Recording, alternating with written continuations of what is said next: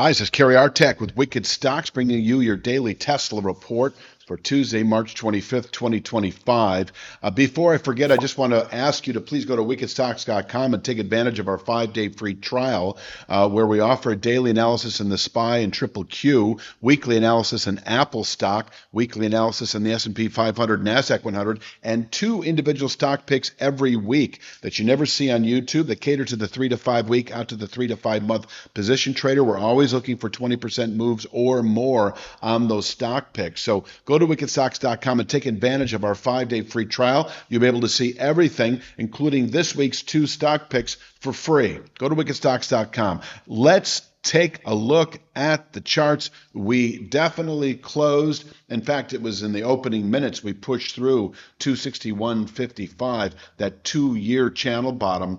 This is the makings of a sell signal rejection, especially given the fact that on the daily chart, we also closed above this 2-week channel top at 261.31. So this is a solid zone to buy into on a dip.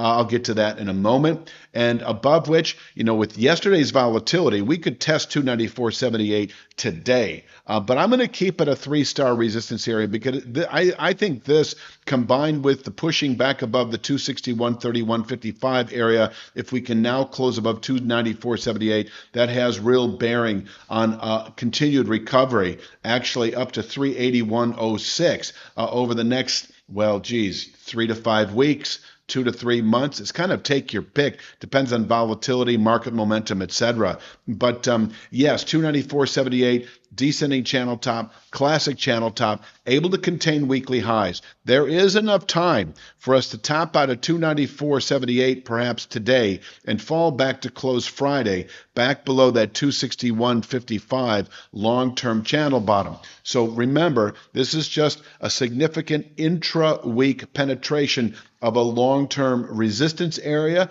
It's not really support yet on the weekly chart because we haven't closed above it. So the week is still young. I'm not trying to paint an overly bearish picture. I'm just trying to be realistic that we can plenty of time actually for this market to fall back and close the week below 261.55, which would still maintain a 150s, 160s longer term objective. But right now that's being rejected on an intra-week basis.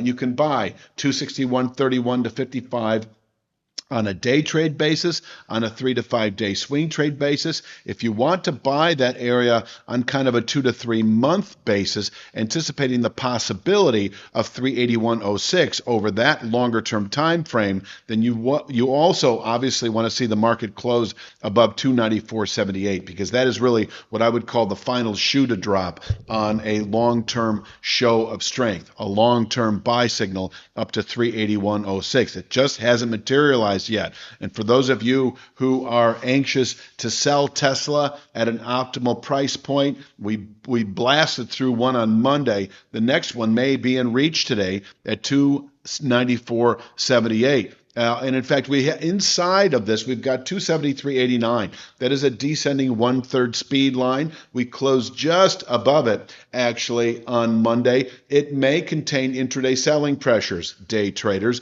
above which 294.78 is expected, day traders. 294.78 able to contain daily highs, day traders, weekly highs, 2 to 3 week swing traders, possibly even longer than that. As I've said, we could top out at 294.78, fall away to close the week back below 261.55, and then we are back on our heels, back on the defensive as we move through the month of April and into May. Yes, the 154.50 to 160.60 region in reach over the next month or two if we close Friday below 261.55, and there's still time for that to happen.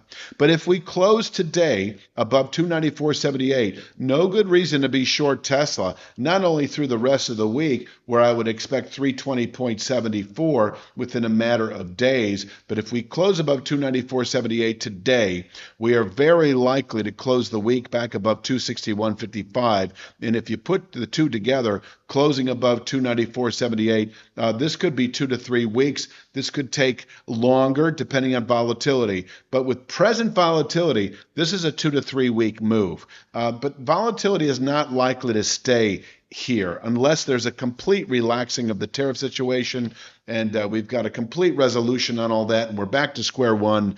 Then that really gives Tesla a lot of room to rally here. But I don't think that's going to play out, and I do think that this is you could call this a significant short cover rally right now. Yes, there are longs pouring in for sure. But 294.78, significant pivot point on the whole.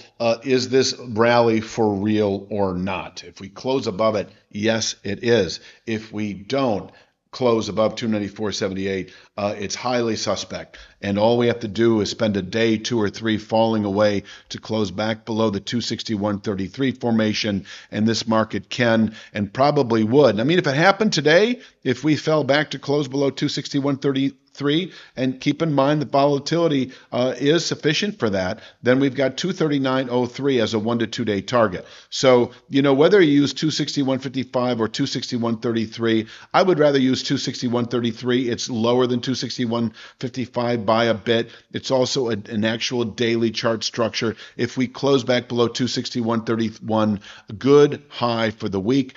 239.03, then likely within a day or two. We can bottom out here for a day or two, but on an intra-week basis, closing below 239.03, we are back in the bearish column in all time frames.